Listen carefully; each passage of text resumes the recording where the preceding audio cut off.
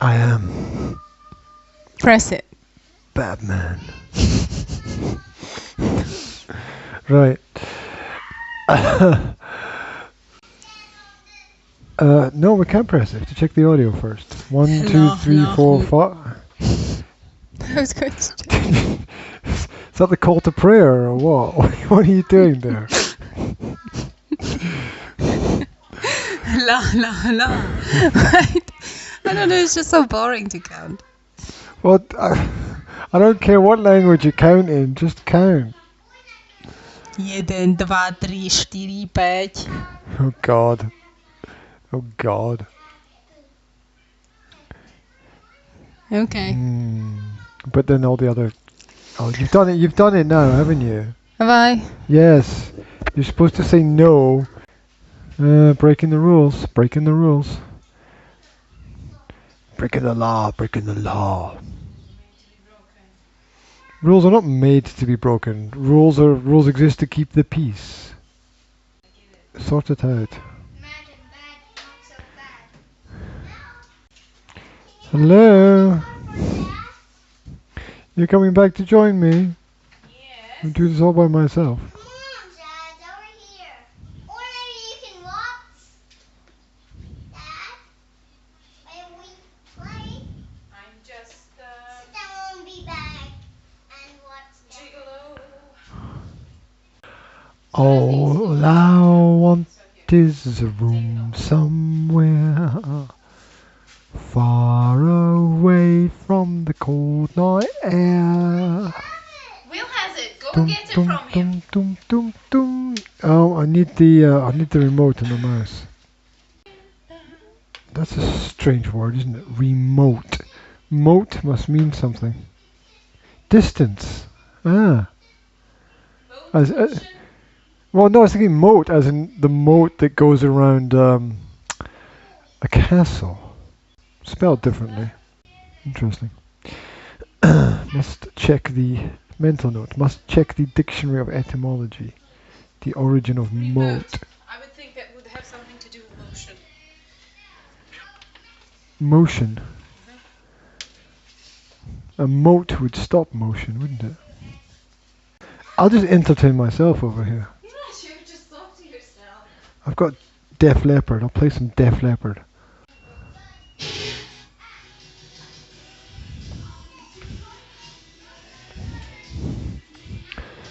Pour some sugar on me. On? 3, 2. I think we're on. Yes. I think we're on. You want more color? No, we're doing black and white today. You know what's so super cool? I have to just jump into it straight away. Like What are you with my I have no idea what you're going to talk no about. intro, anything. They're playing the Leapfrog. What? You know, they watched the Leapfrog. They watched Yeah. the Leapfrog movie. Our kids are in their room today playing, right? For about 2 seconds. Yes, probably. they're not jumping up and down behind the computers here. I thought they were 5 minutes For ago. now, yes. Right. So they have watched the Letter Factory, Okay. Letter Factory movie by Leapfrog. Okay. The company. And Yeah, yes, yeah. and they're now in their room and they're playing letters and they're creating words and stuff. Wow. I know. I'm kind of shocked. I don't know what to say. I know, that's so It's a cool. shock in a That's so cool cool way. because Sora is just learning how to read, right? She's just learning how to put letters together into like 3-letter or 4-letter words. Mm-hmm. And they're singing the songs from Leapfrog and they're creating words and everything. So cool! I love Leapfrog. Is that what the bee says? Yes, the bee yes, says that's it. Oh no, If now the they're animal putting says words so. together. They go first you have the M and then you add the at. Put them all together. And you get frog. mad. And Sorry. you get fat. Fat. Take the sausage, put it on a pizza. The cat sat in the mat and got fat. So yeah, That was that's that. so cool. That's Right. so cool. I've just noticed that about like 13 seconds ago, and that's so cool. Good job. Well done. Thank you. Well done. Welcome to Practical So- Parenting, everybody, here on Facebook and there on YouTube and wherever you're looking at us. This is G and me, and we are very practical. Almost. You're Yes. full of energy today. I am, What because happened? I just had a sip of coffee. Is that coffee? That's magical coffee. Yeah. It looks like coffee. It looks like it's got something floating in it. Oh no, Jasmine heard the word coffee. She's coming here to get You it. see, you've overdone it already. What? Right. What? We have to be kind of cool, calm, and collected. 'Cause Oh my we're god, not. I can't do The that. kids want to come and join in can't. with I can't do everything, that. which is great. But Here, we've had you do it. disasters before. go. There's cables all over the place. She's playing ice cream parlor. This is not a studio. We're actually in the living room. So this is right. And people think that oh look, it's a nice studio. It's it's not. No, they don't. It's not. They do. I bet they look at it and say that. You think? I think they do. I think they look do at it good- and say, "Oh my god, how professional that is!" And if we I have do, that, I do if we think have they that do, little yeah. thing like running down at the bottom, like through Lightstream, right? Yeah, it's You're called. watching this and this. I learned the terminology. What's it called? Is it called? It's called. Well, let me guess. Is it that? Is it called a little thing running down the bottom? No, it's not. Not No? at all. No, Okay. you're completely wrong as usual. What's it called? It's called a lower third. Excuse me. It's called a lower third. When you have the titles going across the bottom, right, with the person's name. It's called a lower third. It's actually called a lower third. Sounds like 'cause- something completely different. It's like, because- oh, my lower third is itching. Yeah, I you know? know. It sort of sounds like a type of exercise you should do, right? I don't know. But anyway, how do we get onto that already? Oh, the image. Yes. I have to do it. Batman. I can't do a George Clooney accent, so I have to go for the Michael Keaton version. Which is weird because just What? because. Just because. Just I always thought because. Val Kilmer was a great Batman. I thought he was cool, but then he got fat. So now he's fat. didn't even know he now was a he's fat man. Fat man. Fat man instead of Batman. Val Kilmer. Wasn't he in the Braveheart or something? No, that was Mel Gibson. Oh, I That was always, Mel I always get those two mixed up. They Because they don't look like each other. No, at but they have all. like 3 letters in their first name and then 5 letters in the second, and it all gets mixed up. KILMER 6 letters in the second. Yes. But Gibson has GIBSON 6 as well. as well. Well, but you Oh, know what I can't mean. count. I mean, it's the same pattern. Right. Val Kilmer, Mel Gibson. No. Going to the Oh, shops. I never don't know. Is mind. that the same Never pattern? mind. Never mind. You're talking about memorizing patterns. Yeah. Oh, okay. I memorize patterns rather than the actual name. That's kind of It's just- interesting. I memorize rhythms. Well, it's got the same rhythm. Yeah, you put To it. put stuff to rhythm, and people tend to remember it a bit more. There's a guy on YouTube called Fluency MC who does learning English with raps. And the funny thing is, he's an old white guy, and Right. just I say old, not old like 70, but older than you should be when you're doing rap, right? 'Cause Okay. you don't want to be. Okay, so he's not like your 17-year-old. He's not bad at what he Rapping does, person. but at the same time he's not good either. So, The image might have something to do with it as well.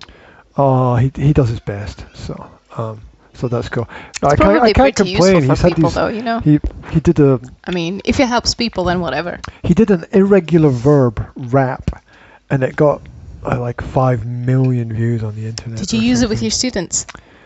No, because I thought it was shit. So it was 5 million people thought it was fantastic, and I thought it was absolutely terrible. So I refused to use it. But you're you're a native speaker. Maybe if I watch it, I will think something else of it. Well, I've noticed you that don't my have the- opinions don't correlate with anyone else's You on the don't planet. have the experience of learning a foreign language, you know.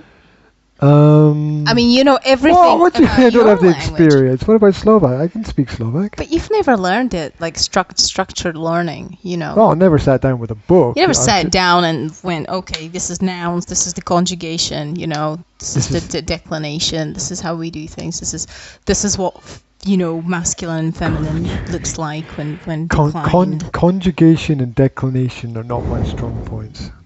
Just in case you didn't realize that already. Well, yes, I have, actually. But that's what I'm saying, You didn't really sit down and learn foreign language the way that your students are doing it. I don't have time. I don't have time to sit down with a book. I know. It's not a stick my head in reproach. It's not a reproach. I'm just saying that maybe in some situations, when you don't understand why people like something like that, it might be because they're looking at it from a different point of view. Oh no, I get it. Look, if the shoe fits, wear it. Right? Does that make any sense? Does that mean you're going to buy me a new pair of shoes? No. I had to walk through the shopping centre already this morning, and nothing but women staring at bags and shoes. I'm just doing the female stereotype here. It's the end of the universe. Just the female stereotype. I never had anybody buying me shoes better because I think it's ridiculous.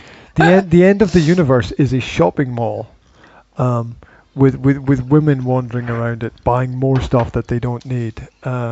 And men wandering around it, and buying more stuff that they don't need as well. Only they usually aggregate in different shops, right? Men will walk around Gatto. Technical stuff, men to the left. Clothing and shoes, women to the right. Yeah, exactly. And, men follow the blue arrow, women follow the pink arrow. There's even a toy shop to keep the kids entertained. Or is that for the dads? Absolutely. I'm not sure. Oh, I think both. Both, probably. I like toy shops. And then when you get hungry, you can go to the restaurant. They've thought it all out very carefully, haven't they? They've got everything for everyone. And the air conditioning that makes you thirsty immediately after you come in. What? Immediately after you come in, you get thirsty, right? Because they've got the air conditioning running, and it just dries you out like a little prune, and you just wander around the mall like a prune, and you have to go and have a drink somewhere, right? So even the cafes make money. What? Sorry? Even the cafes make money. Because people get prunified immediately, and they have to go have a drink. Those cafes they're not. the cafes in the shopping centre are not actually. I figured it out. They're not actually cafes. They're galleries. It's all part of the moving experience. Yeah, people don't go to art galleries anymore. They go to the shopping mall and observe what other people are doing.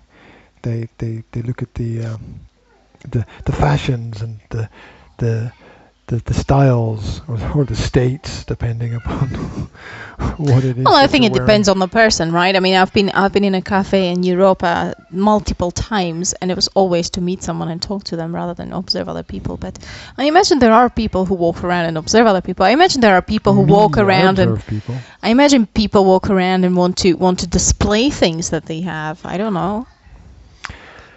Well, I do get the feeling that the shopping centre is a place where people show themselves off at their best, or try to do that. There are a large number of people who put on their best clothes when they go shopping in the shopping centre, shopping mall if you're American, shopping centre if you're British. If you live in the desert somewhere, this makes no sense to you, but never mind.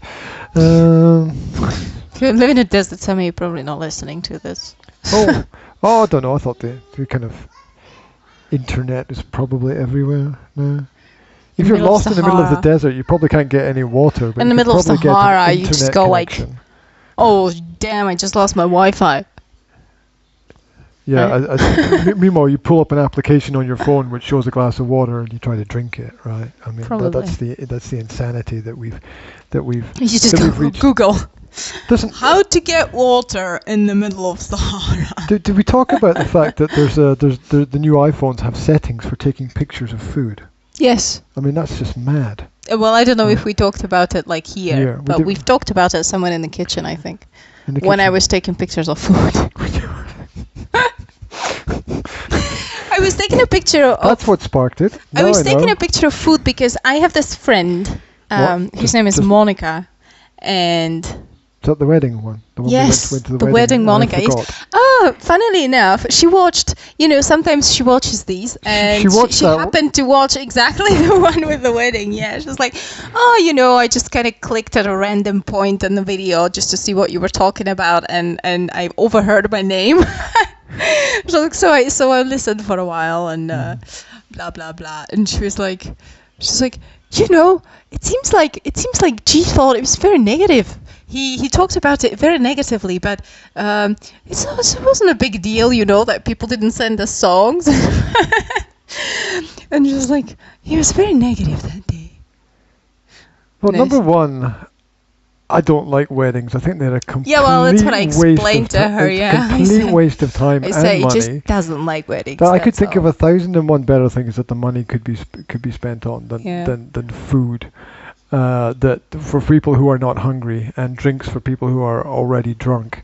So I really don't see the point in that. And rant. Wedding. Who needs frilly tablecloths? Who needs wedding planners? Who needs to worry about dresses? Who needs... Nobody's worrying. It's all a big party. It's all like I'm having people. I've had enough parties. I've been to enough parties. If you go to a wedding, it's about trashed myself enough times having people that you love in one place to celebrate an event that is important in your life and to be happy for you. That's what it is. Forget the frilly tablecloths and forget the silly music. It's there because you want to give something to the people who came to you to celebrate your special life event with you. It's a give and take. It's a old granny that I love, and I'm going to play the silly music that she loves for her, and I'm going to play something else for somebody else, right? Not convinced. And they come there to be there. And this, I mean, it's...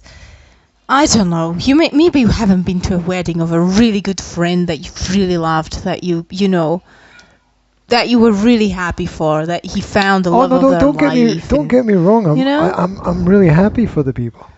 But doesn't mean I have to love everything about everything that's going on, right? And I'm definitely not going to pretend that I'm enjoying something that I'm not enjoying. Well, I'm not going to pretend that I enjoy music that I don't like, but I understand why it's there. I understand it's there for the people, for other people who are there, except for me, you know, besides me. I mean, who like that kind of thing, and I know why those people are there, and I know why the groom and the bride want them to be there, and to enjoy themselves. And if you've got a large group of very, very various people, you can't everything. You can't have everybody enjoying every little part of the thing, right? Yeah, of course not. So strangely enough, I don't like any of the parts. Well, that's you. You got an extremely high standard for yourself. You told me afterwards that Monica and her husband, whose name escaped. Euro. That's what Will said. I was like, oh, Mr. Why on earth would anybody call their child Euro? Mr. Money. That's a normal Slovak name, right? Spelled with a J. It's like pronounced like with the pronunciation is like DJ, right? J. Yeah. Well, you see, the name begins with a J. The original name begins with a J. So originally you pronounced it Euro as like the money, and Euro D-I-G is only pronounced as a nickname. It's just a nickname. Yeah. Right. So when I go to the local copy shop, they have a special file under my name. Yeah. A special folder, and when I first went there, they said, "Oh, we'll create the special folder," and I brought them all the PDF copies of books that I wanted to copy, so they've got like a file of everything there, so it's all organized. And they were like, "Oh, what should we call the file?" And I thought, just call it G. Right? Okay. So next time I went there, I was helping them like find the file on their computer, and they spelt it DZ and I. No, it's JI. They spelt it JI. Isn't that really weird? Yee. That's what they think my name is. That's really cool. I like it. I'm going to call you. Scottish guy called Yee. I think I'm going to call you Yee You from now. You can. It doesn't work for a Scottish person. If you were Chinese, I'm going it to would because work. because it's so funny, because it's going to immediately make me smile, because you can't say Yee without smiling. Try to say it without smiling. You see? Can't say it at all. Yeah, even when you're all serious and you say Yee, you still have to do that like smiling motion with your mouth. You know, because you can't pronounce it when you move this like. It's a very happy name. You can't say you. It's a very happy name.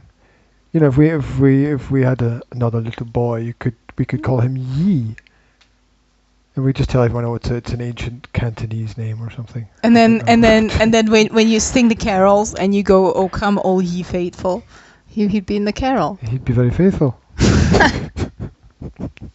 But that's going a bit far. That's going a bit far. Hey, a little bit of brainstorming here. Hey, going on. Oh look, a bit too much storming and too little brain. Look, the international sportsman is on. Look at that. Oh, if you're watching online, give us a thumbs up or a smiley face or you're probably watching with the sound off, as most people do watch with the sound off. So yeah. If you are, just watch my hands. Oh, that actually did sort of look like the little hand going across the screen. If you're listening to the podcast, we're sorry. We're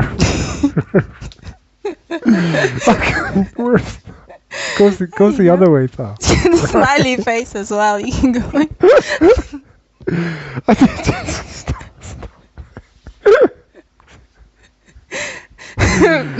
Do the angry one.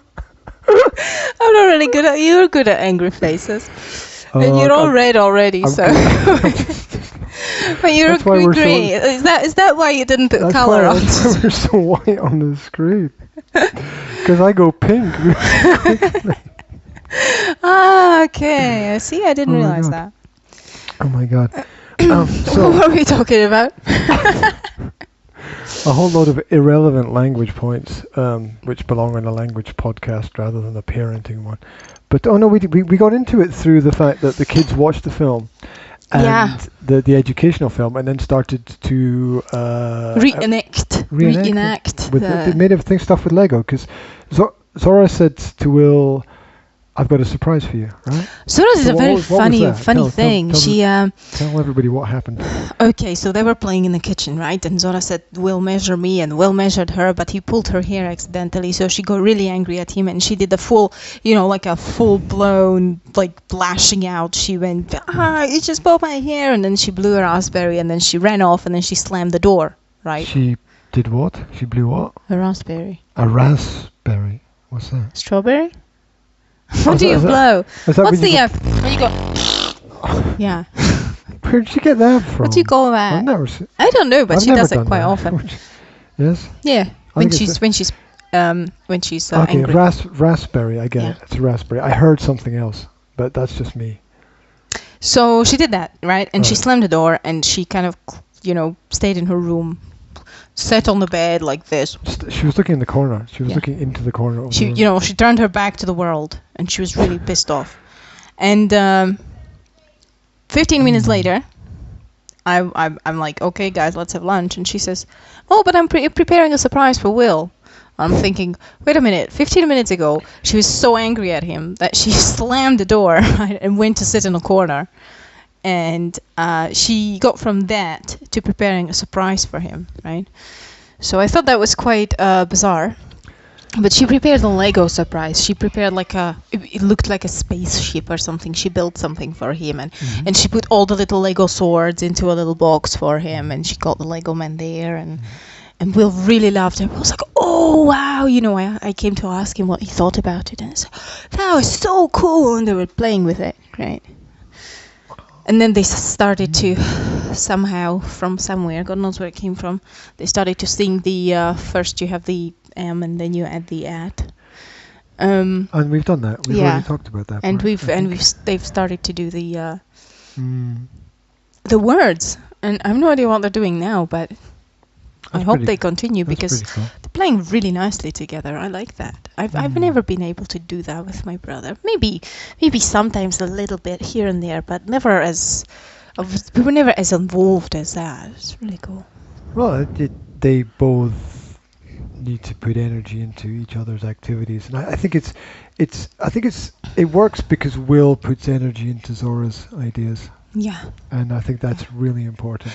But then Zora plays Will's games as well, you know. She does the Star Wars things, and oh, that's true. it's really funny because they're able to find the middle ground, and I find that really, really cool. They're, you know, they'll start playing Star Wars game with the Lego, and Zora adds in her girly things, like this kitten is going on a spaceship, and they just kind of mix it together. And she still plays with her stuff, with her Lego girl and a kitten and a bunny, and Will plays with his Jedis, but they manage to kind of merge it into one thing and play together.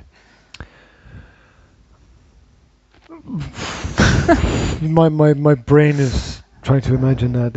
It's just really cool. I just find it so cool, just because I had an older brother, and I don't think we went bicycling together and stuff, but I don't think that we ever managed to play this much. When he played computer games and I sat back and watched him, that was when we kind of played together, right?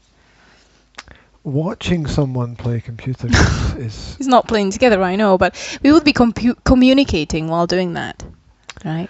I suppose that's fair enough. So we would be like, I would be like, oh, do that and do this, and sometimes he would, and sometimes he would tell me, oh, I can't because blah, blah, blah. You know, it's kind of interaction there.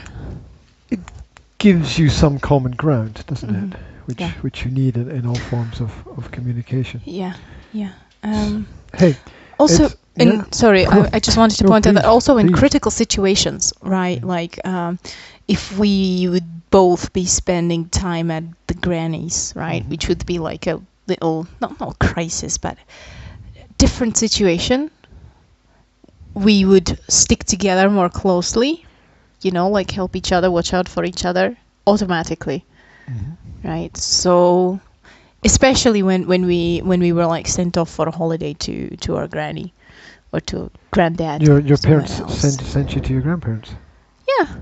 Yeah? Yeah, that's a very traditional thing in Slovakia. Okay. Everybody does it, seriously. Some people even go as far as to do it since from age 1.5, right? Which is wrong in my opinion, but when kids are like around 5 years old, that's when they're perfectly capable of staying somewhere overnight without their parents. And how long did you stay at the grandparents for when you visited? Well, we would be there for from 3 days up to a week, maybe. Okay. You know. Okay. So was this for your benefit, or the grandparents' benefit, or your parents' benefit? Or I think it was all, right? All. Yes, because my parents believe that a change of scenery basically would benefit us as kids, because when you have to not adjust, but it's basically like facing a challenge, right? It would be a little bit of a challenge for us, and at the same time the grandparents would be there to look after us, you know. It's nice to have the connection to the grandparents. Yes. And you know, if you're there by yourself, if you're not there with your parents, but you're there by yourself, you have to. It's a challenge for the child, because they realize that other people have different ways of doing things, different opinions. That you know, we had to work with different set of rules. Maybe there was a new environment to discover, like my grandmother's garden and stuff. So yeah. Yeah, when you're a kid, you like to discover things, don't you? You like to explore rooms and cupboards and boxes. When I was a kid, I liked these situations that were a bit challenging to me. You know, even if there were things that I didn't like, I would always take it as a challenge. You know, like, oh, I have to sleep in this bed that's harder than my own bed at home, but I always took it as an adventure. You know, rather than complain about it or be miserable or wanting to go home or whatever. At least you had a bed to sleep in, I suppose. Yeah, exactly. which kind of means something. It could have something to do with the fact that we very often went for day-long trips in the nature or go camping with my parents. So I was used to rough conditions. Okay. Like food from a can, sleeping on the ground, blah blah blah blah. And it's safe, safe kind of way, of course, because I had my parents there, and we said it was just camping. It was, what you do in the forest. You eat from a can and you sleep on the floor, right? In a sleeping bag, though. Yes, of course, obviously, in a tent. With a yes, but it's not exactly comfortable, No, I don't know anyone who wakes up in a tent and goes, "Oh, that was a great night." Yeah, I know. But it was good because then when we did it as kids, as big kids, as 17-year-old people, from we went for a camping trip with our classroom, which was completely organized by the kids, right? It didn't involve teachers in any way. It was good because I knew what I was doing. I knew how to build my own tent. I knew what to do, how to get food, how to make food, whatever. How to cook. Yeah, exactly. How to set a fire, build a fire, whatever is the verb that you use. Were there any older people there at all, or was it just? No, that was just us. That was just kids. And how? Well, we were in a camping site, right? So there were other people elsewhere. In fact, we weren't in the camping site. We were behind the fence because we would have to pay if we went into the camping site. So we were behind the fence. A little bit further off behind the bushes, so they can't see us from there. And we used to go there to take a shower because they had showers and toilets.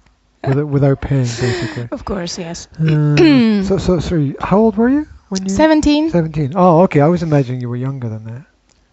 No, but first time I went with my friends without any supervision was when we were 14. We went to a little cottage by a lake with my friends that's a cottage, right? That's 4 or 5 days, yeah. That's not camping, though. Well, it wasn't a cottage. It was like a.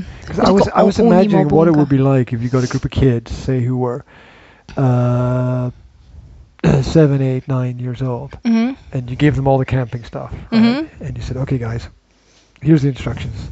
Here's everything you need." You can't do that.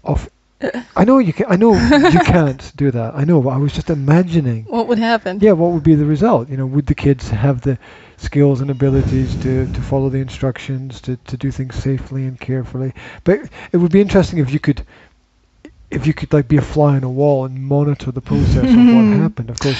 Well, there's a international meeting of camping scouts. What do you call them? Scouts? You call them scouts?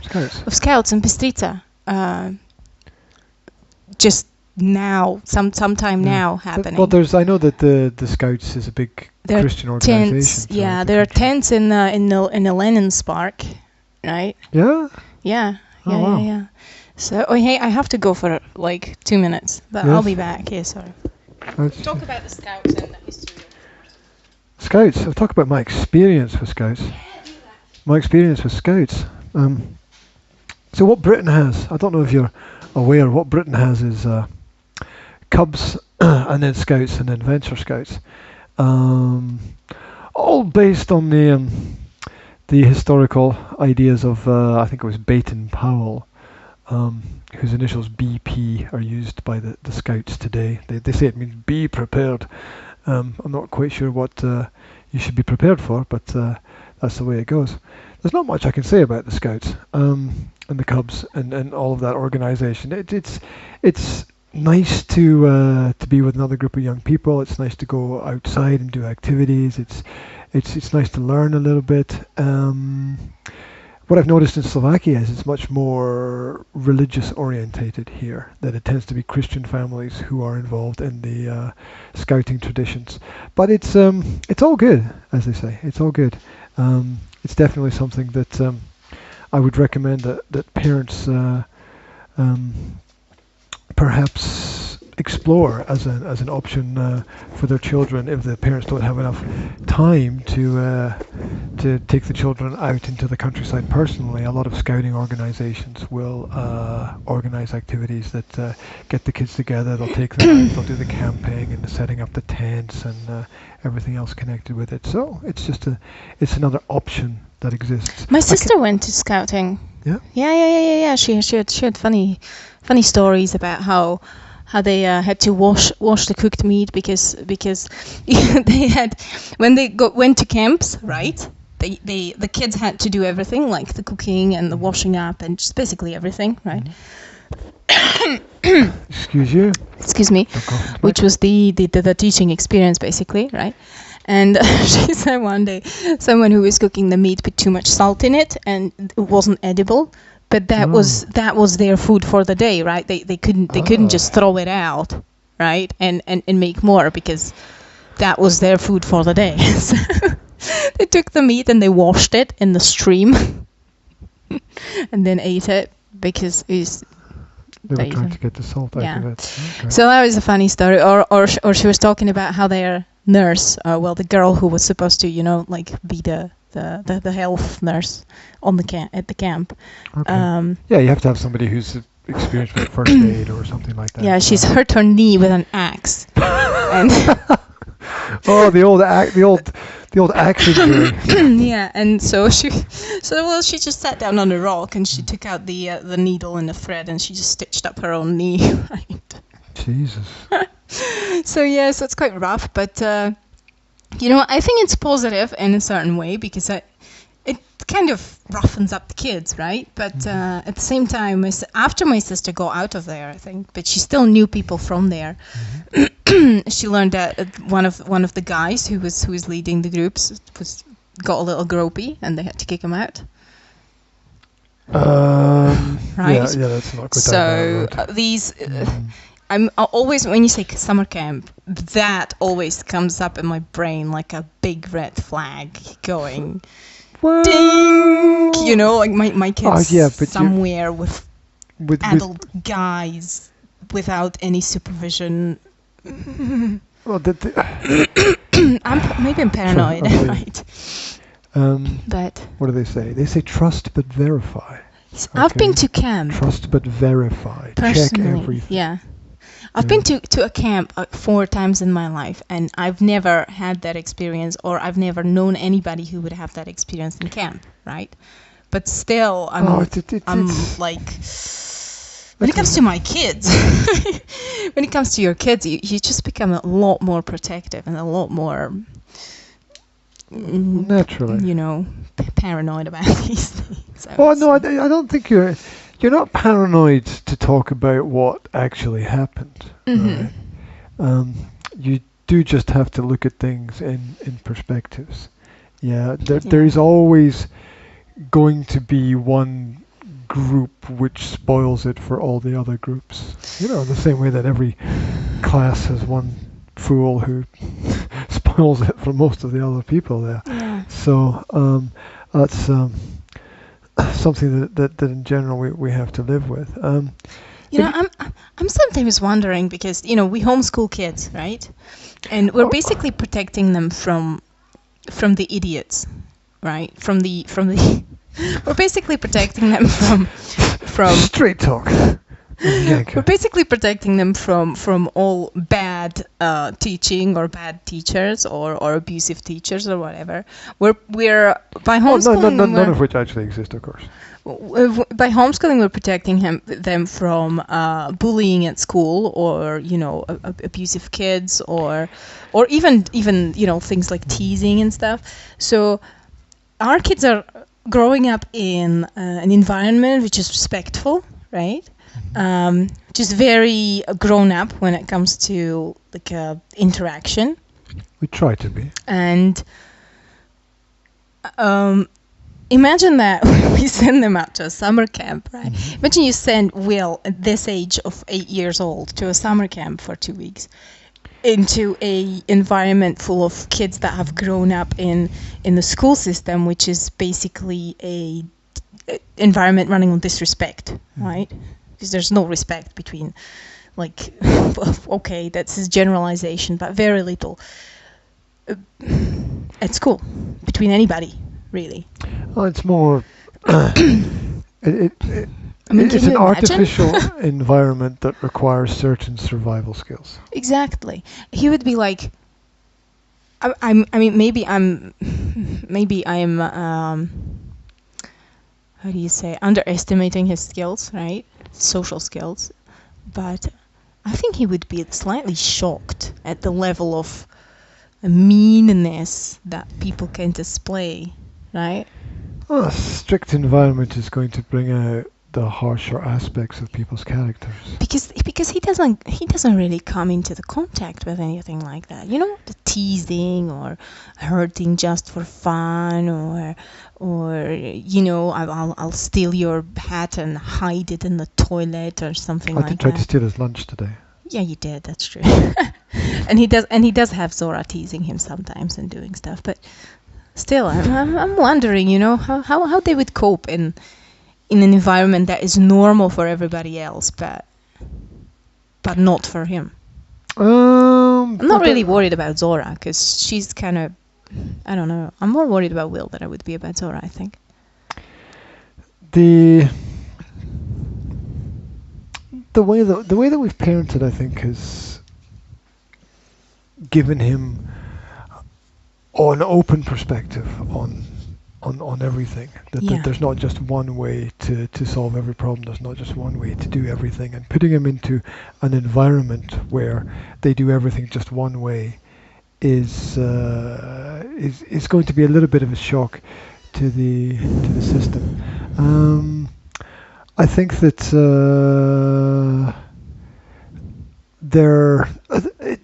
it varies so much from classroom to classroom, from school to school, and you get good teachers and bad teachers in the same school. Yeah, I know. You get the luck of who you sit next to in the class. Okay? I know. All of those elements can make huge differences. I mean, I remember the pressure that puts people under as well. The pressure the psychological pressure that's going on in terms of organization within that environment is immense. People don't realize it. People don't talk about it very much either. Anyway, one thing that Sorry, I just want to say my point is that, you know, he lives in an environment where everything is based on logic, rational kind of communication, you know, like my world. When you have a problem, you communicate about it. And putting him into a summer camp would be putting him into a environment where someone has a problem, they fight, or you know how kids are, right? You know how.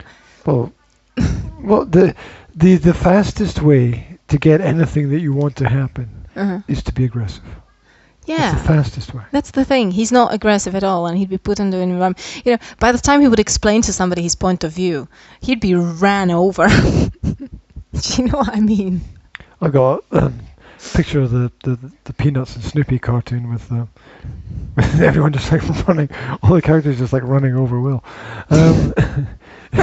But do you get my point? You know, so what I'm trying to say with Will, you know how you imagine him. Well, it says a lot about the system. Starting to discussing things. When you worry about sending somebody, right there, you okay? Mm-hmm. Okay.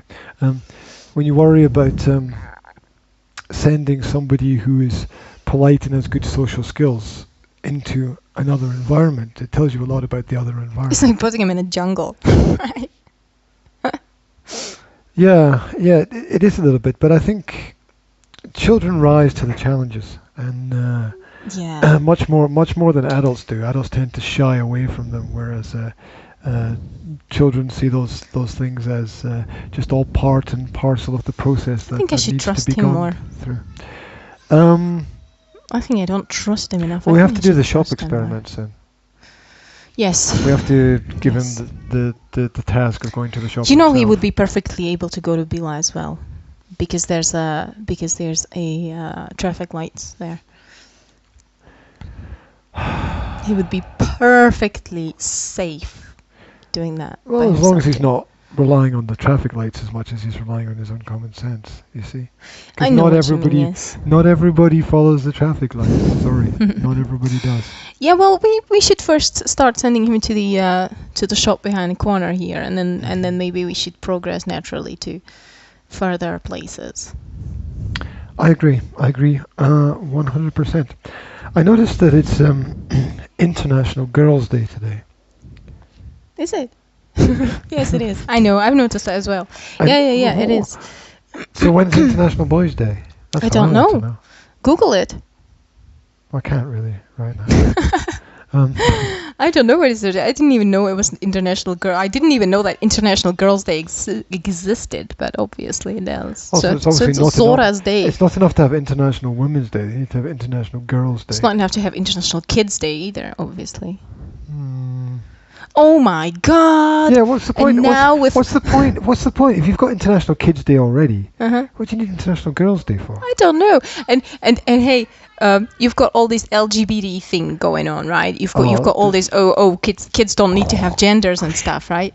So not only you're gonna have International Girls' Day and International Boys' Day, but you're gonna have International undeclared sex day.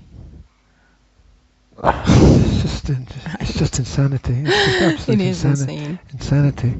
You know, totally.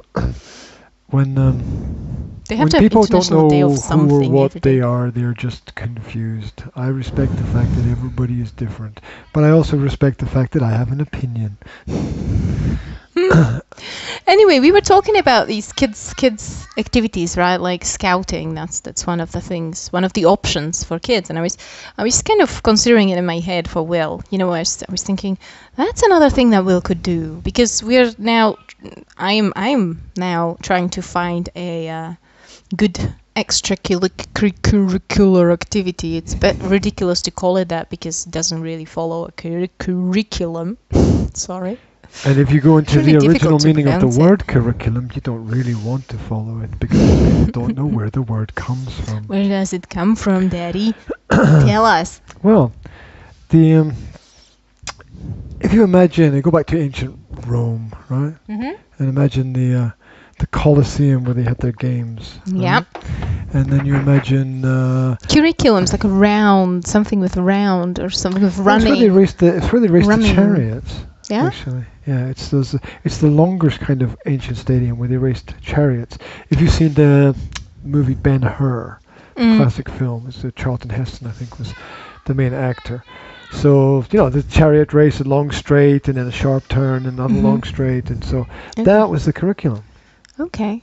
And so it basically means charging as fast as you can to go nowhere.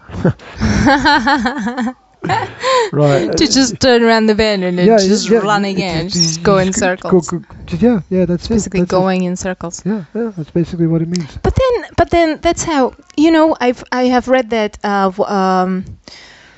that big book about homeschooling. What was it called? A well-trained mind. Well-trained mind. Yes. And where's that? Where's that book? That's a good question. It's probably in my drawer, or. No, I don't think so. Or have I left it at your mother's? I might have left it at your mother's. I don't remember. I definitely had it in Scotland, so it's either here. It's in Scotland. It's either here or in Scotland or in my mother's. That's because that was a stop in between Scotland and here. So they have described. They had described a curriculum where you do like the whole history from like 0 to now. Well, not from 0, from minus a million to now, right? And might as well just start at 0, though. It's easier. Right? Yeah. For the first 4 years, and then you do the same thing the next 4 years, and then you do the same thing the last 4 years, right? So it's like a cycle. Only each time you go around the cycle, you just add in a little bit more. Add on a bit more information and a different, not just more information, but also a different level of exploring it, right? So the first 4 years, you are basically sucking in all the information that you can. The next 4 years, you ask why, right? And you look into the why of all the information that you're sucking in still. And the last 4 years are the creative years when you start building your own opinion, forming your own opinion and expressing yourself about it. So you study it even deeper and you form an opinion on it, or express it or pass it on, or whatever you want to call it. So it is kind of running in circles, Well, the idea that the repetition is part of the learning process. It's also part of life's habits. So it's not always a bad thing. That's very true. Yeah. Definitely. Lunchtime revelations. We had a bit of a revelation at lunchtime about the food. Oh yeah.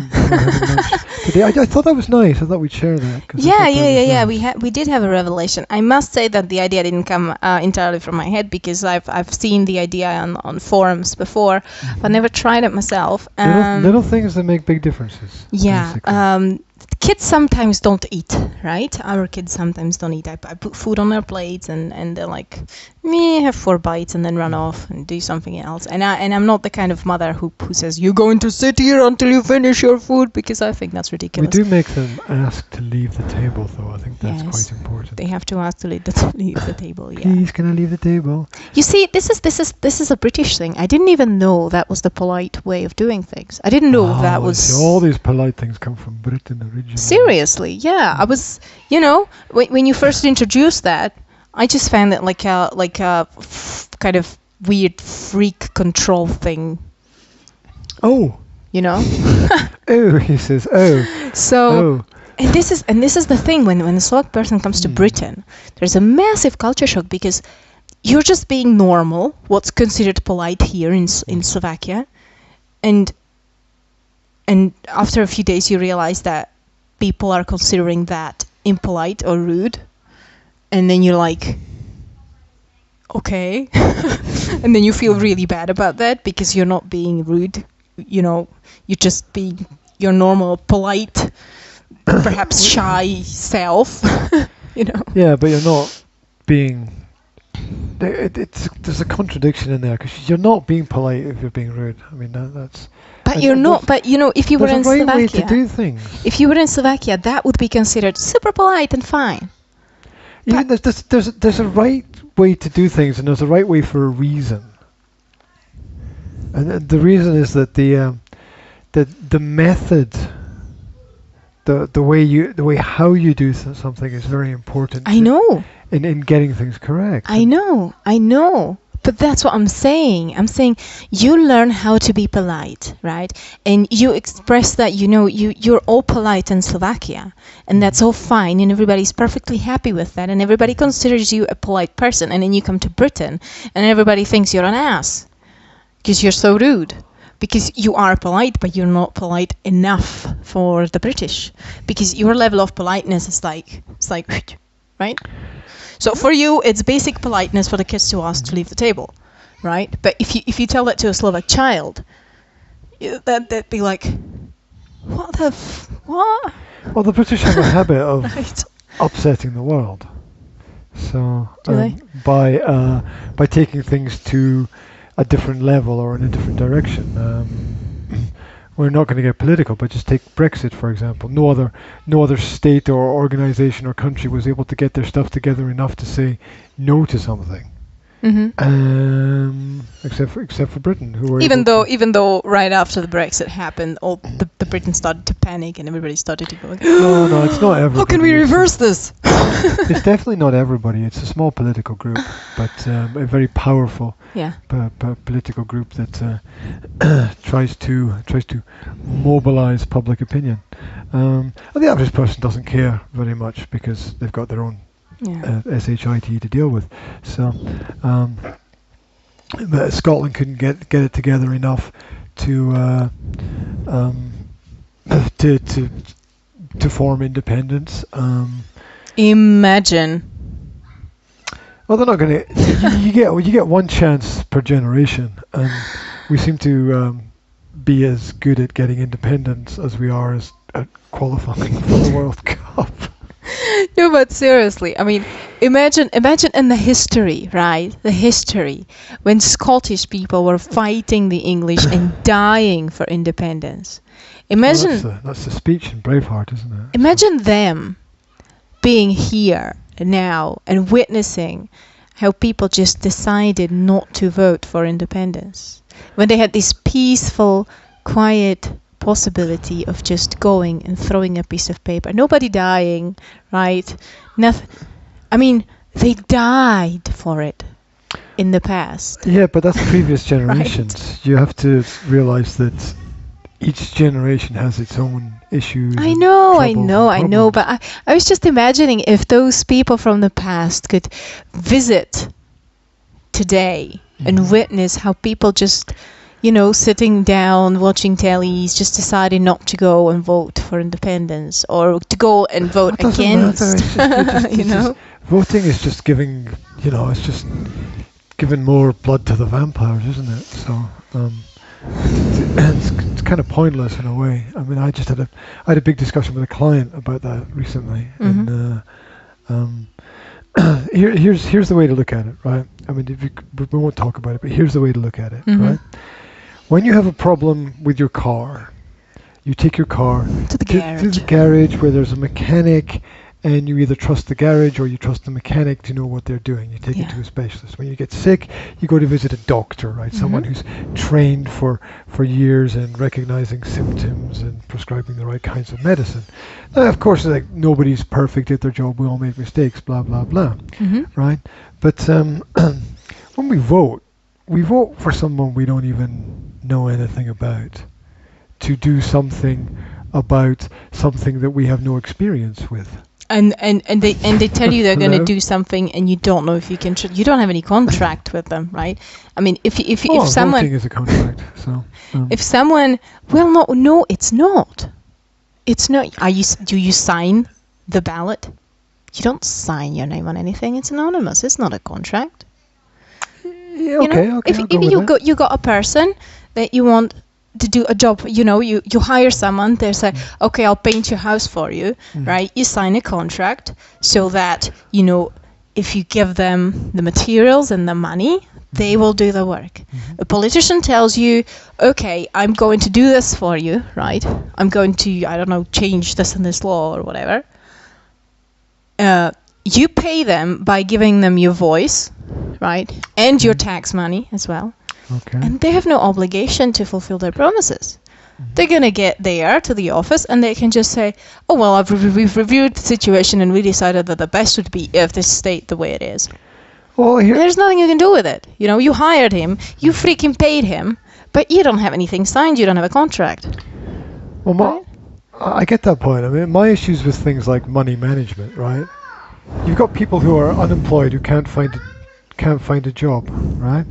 You've got people who are unable to find a job, they don't have any skills, yet they're going to vote for how somebody else is going to manage money when they've got no experience of managing their own money. I mean, that's okay, darling, that's I'll help insane. you, okay? Can I go and help Jasmine? What's up with her?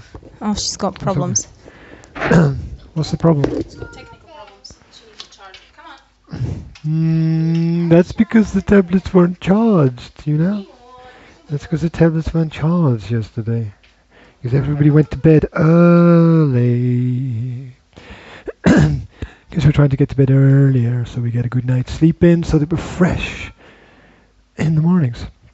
So, this is the Practical Parenting Podcast, and if you're interested in a little bit more information about what we do, we're live on Facebook every day, Monday to Friday. Well, every day where we can fit in a little bit of information about how we parent and what it is that we're doing. If you've got any questions, you can write them in the chat. We take questions and then we can answer them in the next Practical Parenting Podcast. You can also check out the previous videos that we've done. You can visit YouTube, and it's the Academy of Language Therapy and Life Coaching on YouTube. And are we saying bye? Are you going somewhere? Sorry? You're not bouncy today. Yeah. Bouncy. I was just looking at the time there, and I was thinking, it's not that late. Sorry, I don't have my glasses on. I thought it was the other way around. I thought it was 1:30. It's only 1:03, so that's okay, right? That's what happens. Talking about numbers. When you can't see. Talking about numbers. We were talking about... let's move on. Talking about... we're talking about kids. Will's kids activity. Will's training stuff. What's happening with that? Well, we wanted to send him to judo lessons because that's about 15 minutes from here by walking, and he's got an experience with some martial arts before. So, but you were telling me they don't like the trainer. He did taekwondo, but he didn't. He went there and he didn't like it there. Because Because of the people there, because of the coach, basically. The coach was too aggressive, three coaches, but she never smiled. First of all, she never smiled. She didn't always communicate. Be skeptical of people who never smile. She never. I came to talk to her, right? And I came to talk to her. I was like, okay, we would like to see this lesson, and maybe he could try it out, see if he would like it, blah blah blah. She didn't smile at me. She was like, I just find it rude. Like a robot, maybe. She just looked at me and she said, yeah, okay then, this is rude. She's rude.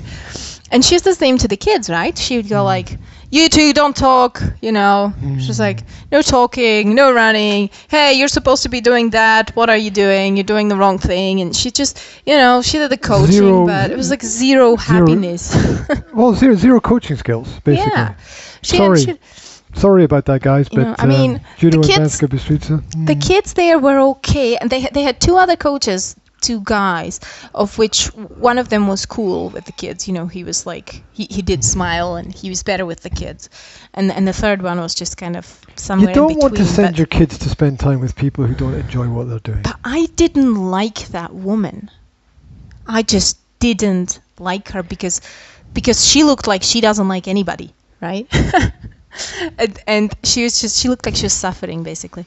You should have asked her. Are you suffering? Yeah, why not? I mean, maybe they are suffering. You don't know. I mean, I don't. Are you okay? You're looking a bit tensed and stressed there. Will didn't enjoy it. Okay. At one point, he was sent to sit down on a bench while the other kids were doing something because it was quite specific, and he didn't have a partner, and he wasn't trained in that or whatever. He was just watching. So at one point, she was like, "Okay, well, sit down now. You're just going to watch." And he was sitting down on a bench, like further on in the corner, and I saw him sitting there, so I waved at him. I was like, "Come here," and he was actually scared to get up from that bench and come to me because the coach told him to sit down. Okay. So he was actually scared of her or stressed out, or I don't know. Well, there's that kind of skill that the kids need to have with realizing when somebody's wrong about something. I mean, that's really important. I mean, kids are sort of told to, just listen to the adults and do what they tell you. But the kids need also to be able to realize that the adults are not always right. And, he needs to build up a bit of a what do you call a hippo skin in Slovak, Excuse me? A hippo skin. A thicker skin, basically. You have to do a thicker skin, so you don't. We say kind of elephant skin. You don't get everything that just because it's an authority, it doesn't have to influence you that much. Or they have to realize that they're adults and they're adults, right? They have to realize that. Yeah, but you also have to realize you mentioned a little bit earlier about the nefarious activities of some adults, right? Mm-hmm. So the children have to have awareness skills enough to the level of to question when an adult asks them to do something, whether or not it's actually the right thing to do. Because an adult could ask a younger person, or even an older child could ask a younger child to do something which is wrong. I think kids have to know that. It must be something about self-confidence and awareness, realization that an adult is not a god. Because when I was a kid, I had exactly the same kind of attitude like Will has right now, which we have to train him in that area somehow. I was like, it's an adult, it's a god. And I felt like I have to listen to them, whatever they say, okay? And I was scared of them because they were big and they had much more power than me. And I didn't, at any point in time, think of the adults as they're providing a service for me, for example, right? Oh, I never thought that about school. School was something that I was forced to go to and had to, fight my way through. And I never realized that the teachers were there to provide a service. It never even occurred to me. Or when I went to get guitar lessons, right? I would be scared. Well, yeah, basically. If I didn't practice my guitar, for example, I would be scared of the teacher because I would be like, oh my gosh, I've done something wrong and he's going to tell me off. He was God, I was nothing. And I never ever realized that wait a minute, my parents pay him to teach me. So therefore, he has to do it in a way that suits me, and I have a certain amount of power. You know, I can criticize him. I can give him suggestions. I can tell him what I want. I never realized that. I just thought he's an adult. He's got all the power, because that's what they teach you at school, right? That's what they teach you in a parenting style. When you've got authoritative, is that? Yeah. Authoritative parents. That's what they teach you as well, right? There's a big person. The little person has to listen to the big person. End of story. They're the boss. So I thought my guitar teacher was the boss, where I was actually the boss in the situation. My parents and me, we were the boss. I remember saying to my piano teacher, you know, can we learn something else, something that I'd like? And the piano teacher was like, well, you have to learn this first, and then this first, and then this first. And I get it. You have to get the basics. I get it. But you know, there are many roads that you can travel down to get those basics, and ways to communicate as well. I mean, have I told a teacher at the age of 13, right? Have I told him, excuse me, but my parents are paying you for for teaching me the guitar, and I'm not happy with these lessons. Is there something that we can do about it? Could you maybe think of something else that you can put into there, so that it's more interesting for me, because I don't like the stuff that we're doing, right? You know what just occurred to me? I haven't finished my sentence. If I said that, apologies. If I said that to the teacher, I would be considered to be impudent, cheeky, and be like arrogant even.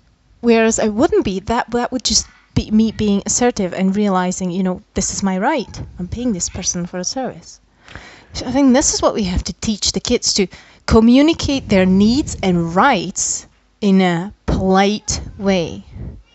To stand firm, basically. So that they don't have to, because when they're feeling powerless, sometimes they can lash out, shout, or just, have a tantrum. They can start shouting at the teacher, yeah, you're nothing, or whatever, or swear, just because they're feeling powerless in the situation.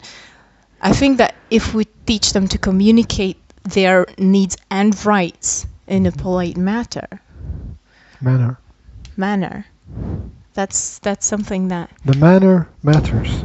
Yes. There's another meme we need to make. Absolutely. The manner matters. So maybe that's what we should teach Will, that he's not the victim in the situation, that he's got a certain amount of power.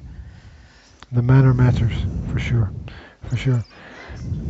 Will, if you'd like to ask a question, you can. We'll be finished in 5 minutes, so very quickly, okay? What's the question? Can I get Broken Sword episode 2? Yes. Okay. Mummy says yes, that's fine by me. Broken Sword episode 2. Yeah, it's downloaded. that's fine. Yeah. Yeah. It's already paid for. Well, is it? You see, you've started the course now. If he sees that, but he's not stupid. If it's already downloaded, it'll be for free for him to download. If there's a amount of money, he will know to come and tell me. Right. I wanted to say something. Yeah. I wanted to add something to. No, I've kept it. I've focused very strongly.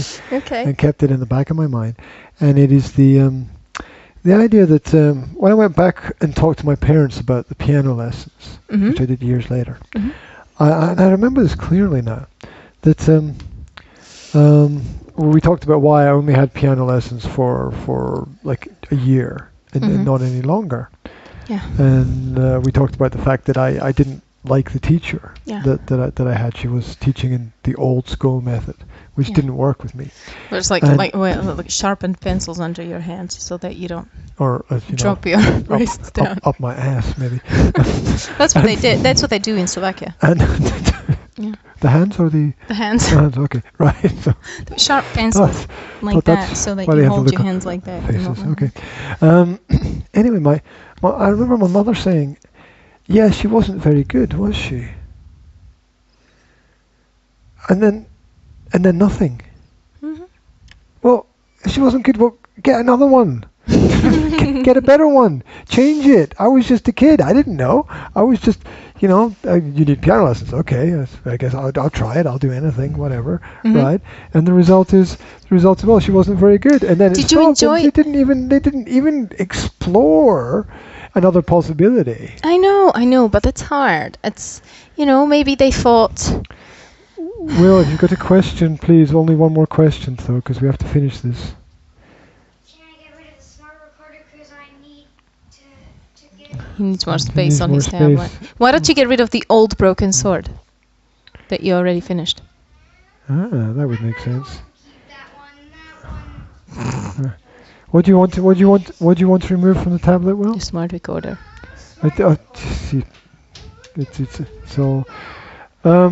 Darling, you have to wait until we finish here. You're going to have to wait till we finish. You're going to have to wait 2 minutes. And then we will solve the problem. Yes, darling? You didn't close the gate. She's all over the cables. And what's up? Little one. Wait. Little one. What is it? Where are we going? Oh, it's all. A banana? You want a banana? Will's going to get you a banana. Please get your sister a banana, and then we'll deal with the next thing. Okay, one thing at a time. Right, as chaos breaks out in the living room and across the flat, it's time for us to say thank you very much for listening. It's time for a banana. It's time for a banana as well. We are the Academy of Language Therapy and Life Coaching on YouTube and Facebook. Find out more about the videos, the episodes, the education, everything that's going on there. Here comes a banana. The website's www.nsa-slovakia.com, and you do your thing and I'll peel the banana.